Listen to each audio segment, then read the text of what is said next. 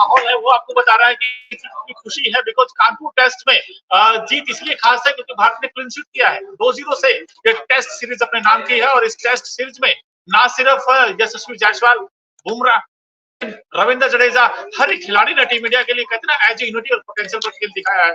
और अखिल भाई, आप इस जीत को कैसे देखते हैं और क्या कहेंगे भारतीय बल्लेबाजी पर? यार बहुत ही बड़ी जीत है, क्योंकि जिस तरीके से दूसरा दिन तीसरा दिन पूरी तरीके से बर्बाद हो गया था बारिश के चलते, लेकिन चौथे दिन जिस तरीके से कमबैक किया, 233 पर पहले ऑल आउट करना और फिर जो इंटेंट भारतीय टीम का बल्लेबाजी में देखने को मिला था, मजा आ गया। ये बहुत ही धमाकेदार जीत है। मतलब 5 सेशन के अंदर टीम इंडिया ने ये मुकाबला जीत के दिखाया है। लगातार दूसरी जीत बांग्लादेश के खिलाफ, लगातार 7वीं जीत, और लगातार टेस्ट क्रिकेट में टीम इंडिया की जीत का सिक्सर है, लगातार 6ठी जीत है और 18वीं लगातार भारत ने टेस्ट सीरीज जीती है 2012 के बाद से। मतलब रिकॉर्ड्स की जड़ी लगा दी है।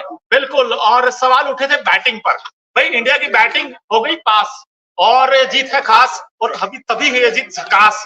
और कानपुर में जब झकास जीत मिले ना, उसका मजा अलग हो जाता है। और भारतीय टीम की तारीफ इसलिए बनती है कि भाई पहले जैसे आपने बताया 3 दिन रेन आई और बारिश में सिर्फ 35 ओवर गेम हुआ था और हमें लगा भी नहीं था कि यार इस टेस्ट का ये रिजल्ट आएगा। लेकिन रोहित और जायसवाल की जो पारी थी, जिन्होंने 3 ओवर में 50 बना दिए, शायद वही इस मैच का एक डिसाइडिंग फैक्टर था अखिल भाई। बिल्कुल, जिस तरीके से उन्होंने बल्लेबाजी की, मोनू हम सब जानते थे कि अगर बांग्लादेश को हराना है तो में इंटेंट दिखाना पड़ेगा। पहली पारी में तूफानी बल्लेबाजी करनी पड़ेगी। जायसवाल की पारी हो गई, विराट कोहली की पारी हो गई, केएल राहुल ने जिस तरीके का अप्रोच दिखाया, इंटेंट उनका बड़ा कमाल का था। और जिस तरीके से दूसरी पारी में उन्होंने चेस किया, कितने ओवर में चेस किया? बिल्कुल, हमने बड़े जल्दी चेज कर दिया, हंसते हंसते 95 का टारगेट था और हमने देख लीजिए जी 95 17-18 ओवर में भारतीय टीम ने मैच जीत लिया। इससे बढ़िया और क्या ही बात हो सकती है। लेकिन जो विकेट गिरे हैं पर उन पर भी नजर डालते हैं। शुभमन गिल अगर आप देखेंगे सेकंड इनिंग में सिर्फ 6 रन बना पाए और 10 गेंदों का सामना किया था। और इसके अलावा अगर आप देखें तो रोहित फिर से जल्दी आउट हो गए और सिर्फ 8 रन बना पाए। अब रोहित को आप कैसे देखेंगे यार, क्योंकि रोहित फर्स्ट इनिंग भाई 23 बना दिए 11 गेंदों पर। इससे पहले अगर आप देखेंगे तो यानी कि 23 इनका हाईएस्ट रहा है अगेंस्ट बांग्लादेश। बिकॉज इनिंग अगर आप देखें तो ऑलमोस्ट 7 हो गई है, 7 इनिंग में हाईएस्ट सिर्फ 23 है। लेकिन वो जो 23 थे वो 23 भाई थे बड़े मजेदार। मैं यही सोच रहा था कि इंडिया ने मैच जीत लिया, लाइव शुरू हो गए, 2 मिनट से ऊपर हो गया है, लेकिन मोनू चहल रोहित शर्मा पे क्यों नहीं आए?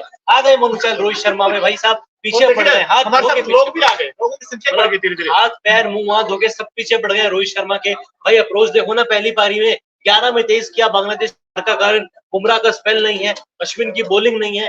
बांग्लादेश की हार का सबसे बड़ा कारण रोहित शर्मा की पॉजिटिव कप्तानी है और स्पेशली जिस तरीके से उन्होंने बल्लेबाजी की है, तोते उड़ा दिए बांग्लादेश के। बहुत ही शानदार कप्तानी, बहुत ही शानदार जीत टीम इंडिया की, और सिर्फ 5 सेशन में। यार मतलब आप देखो ना, तीसरे दिन के बाद सब कह रहे थे कि कानपुर टेस्ट ड्रॉ हो जाएगा, इंडिया को WTC में नुकसान होगा, फलाना होगा, ढिमकाना होगा। क्या हुआ है देख लीजिए, बांग्लादेश के सामने कोई विकल्प नहीं था।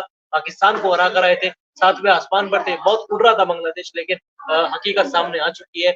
जो परफॉर्मेंस टीम इंडिया ने की है वो लंबे टाइम तक याद की जाएगी।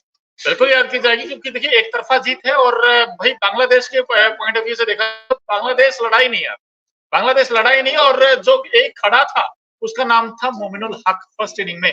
और सेकंड इनिंग में तो भाई कोई भी बल्लेबाज टिक ही नहीं पाया। और कैसे टिकेगा, क्योंकि भारत के पास जो बॉलिंग की फौज है, जिसमें अश्विन अगर आप देखें भाई 3 विकेट उन्होंने झटके। इसके अलावा ग्राफिक्स के जरिए आपको बता रहे हैं कि 50 रन जरूर दिए, लेकिन 3 विकेट बड़े इंपॉर्टेंट थे और काफी क्रूशियल थे। और one man army Jasprit Bumrah जब चलते हैं तो भाई इनके आगे कोई नहीं टिक पाता है।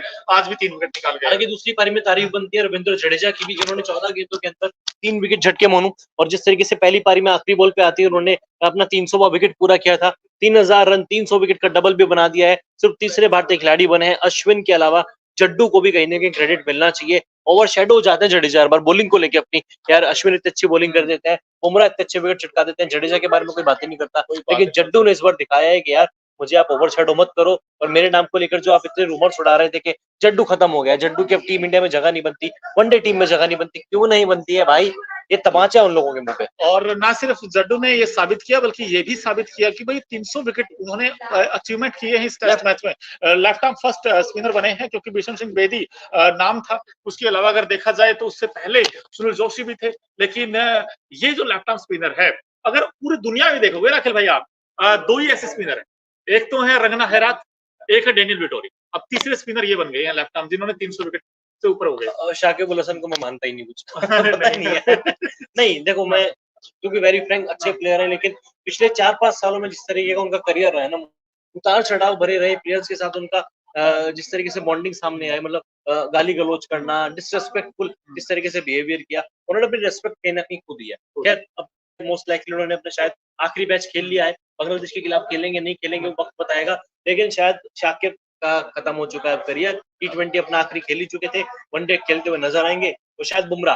प्लेयर ऑफ द मैच किसको मिलेगा? दो कंटेंडर है, एक यशस्वी जायसवाल है जिन्होंने 72 फर्स्ट इनिंग बनाए थे और सेकंड इनिंग में बड़ा अच्छा खेले वो, बट क्या यहाँ पर बुमराह होंगे या जायसवाल होंगे, इनमें से कोई दो में से कोई एक नहीं, होगा। आप जायसवाल का नाम गलत ले बैठे, उनका पूरा नाम है यशस्वी वीरेंद्र सहवाग जायसवाल। क्योंकि वैसे ही खेलते ना, जैसे सहवाग खेलते थे वैसे ही उनमें वो माता आ जाती है, जैसे वो बैटिंग करने आते भाई वो छोड़ते नहीं यार, एक बार अगर ऊपर गेंद देती फिर वो चौका छक्का मारते भाई वो। अच्छा ठीक है, जो भी हुआ ठीक हुआ। पहली पारी में किंग कोहली ने बनाया 47, दूसरी पारी में कोहली ने किया मैच फिनिश। अब बोलो यार आप। नहीं, मैं कहता हूँ विराट कोहली रन में आए हैं और हर किसी बैट्समैन पे होता, क्योंकि लंबा गैप था भाई, अगर आप देखें T20 वर्ल्ड कप के बाद वो रेस्ट था। अब कई लोगों ने सवाल भी उठाए थे और उसका इम्पैक्ट दिखा भी था फर्स्ट मैच में, बिकॉज ना रोहित चले थे ना विराट चले थे, और अब सेकंड मैच में जैसे ही खेल आगे बढ़ा और उसके बाद देखिए फिर विराट भी अच्छे पॉजिटिव फ्रेम ऑफ माइंड से दिखे। लेकिन एक और बड़ी इंपॉर्टेंट चीज शायद वो छूट गई है, वो केएल राहुल। अब केएल राहुल ने अगर देखें भाई जिस तरीके की बैटिंग कानपुर टेस्ट में की है, वो कॉन्फिडेंस भी आया है और बड़े पॉजिटिव माइंड में दिखे थे। अब यहाँ से केएल राहुल ने भी अपनी सीट जो पक्की कर ली है। अगर आप केएल राहुल का आपने नाम लिया तो मुझे एक गाना याद आ गया, आप कहो इजाजत दें तो मैं गा। हमारे व्यूअर्स आपको इजाजत दे रहे हैं। दामाद जी अंगना में पधारे, वही दामाद जी की जबरदस्त पारी खेली है, मतलब केएल राहुल को लेके इतनी बातें हो रही है ना, लेकिन इस पहली इनिंग में जिस तरीके से उन्होंने बल्लेबाजी की, वाकई में कमाल का इंटेंट शो किया। और टीम इंडिया को चाहिए था नंबर 5-6 पर राहुल अच्छा परफॉर्म करे, क्योंकि रोहित शर्मा ने भी अपने बयान में कहा था चेन्नई टेस्ट से पहले राहुल का चलना बहुत जरूरी है। आने वाले 10 टेस्ट मैचेस में राहुल के ऊपर हम भरोसा जताएंगे, क्योंकि सरफराज खान रडार कंटेंशन में है, अगर राहुल ना चलते उनके ऊपर प्रेशर बहुत जबरदस्त था। सरफराज खान शायद फिर न्यूजीलैंड के खिलाफ खेलते, उसके अलावा अय्यर भी थे, ईशान किशन भी कहीं ना कहीं, चलो ठीक है, क्योंकि घरेलू क्रिकेट में ईशान किशन ने 200 लगाए 4-5 मैचों में, कुची बाबू टूर्नामेंट में 100 था, दिलीप ट्रॉफी के दूसरे राउंड में 100 था, यानी कि ईशान किशन भी अपने आप को पेश कर रहे हैं।